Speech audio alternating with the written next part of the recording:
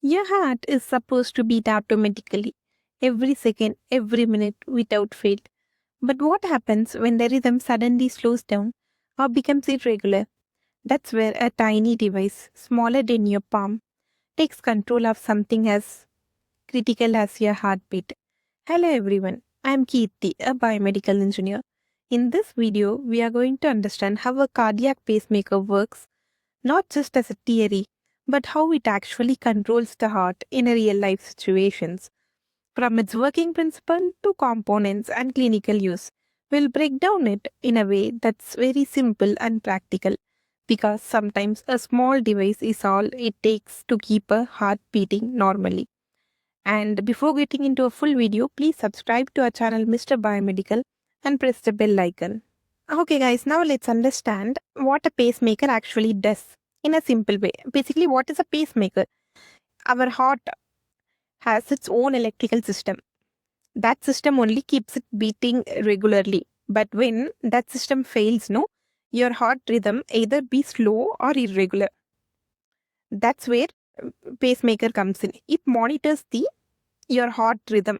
If it detects any problem in that, it sends an electrical impulses to correct it externally. Okay. These signals make the heart contract at the right time, maintaining a stable heartbeat. So, in simple terms, pacemaker just acts as a backup controller for your heart, keeping it beating normally when the natural system cannot beat. Now, my question is, why does someone actually need a pacemaker? Let's see an answer. The main reason is when the heart's natural rhythm is not reliable. First, bradycardia. Bradycardia means when your heartbeat is too slow, patients may feel tired, dizzy, or even they can faint. And the second one is irregular rhythms. Like conditions like sick sinus syndrome cause unpredictable heartbeat. Sometimes it might be high, sometimes it might be low. And third one is heart block. Here the electrical signals don't properly travel from the upper chamber of a heart to the lower chamber. In all these cases, the heart cannot maintain a stable rhythm on its own. So the pacemaker steps in to regulate the heartbeat and keep it consistent and safe. So let's think of a pacemaker is like a smart assistant for your heart. It works in a continuous loop. It senses, it analyzes, pace, and feedback. First, it senses the heart's natural signal. Then it analyzes is the heartbeat is normal or too slow. If the heart is working fine, the pacemaker will stay silent. But the moment it detects a missing or a slow heartbeat, it instantly paces. Paces in the sense it sends a tiny electrical signal through the leads. The signal stimulates the heart muscle and restore the rhythm, then monitors the feedback again. This is the feedback loop. So it's always watching, deciding, and acting to keep the heart beating safely. So now let's quickly understand the main components of a pacemaker. First, the battery. It is usually a lithium battery. Okay, the pacemaker, which is a battery in the pacemaker, is a lithium battery and it can last anywhere from a 7 to 12 years depending on a usage. And the second one is the pulse generator. This is the brain of the device. It is very important in the device. It contains the electronic that senses the heart and generates electrical signals.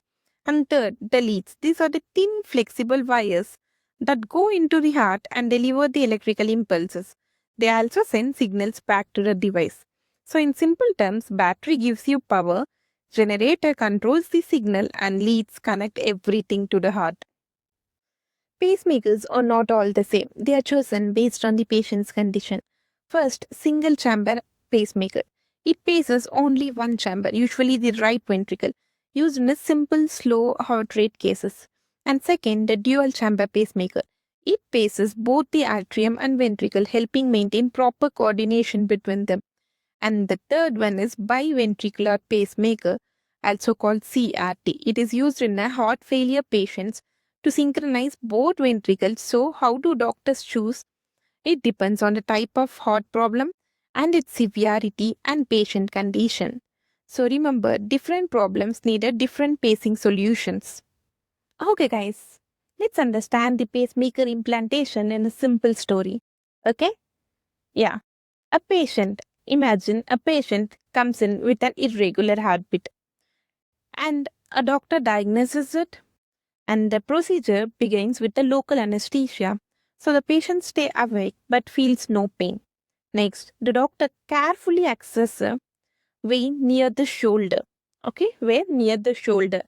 Through this, thin wires called leads are gently guided into the heart using imaging.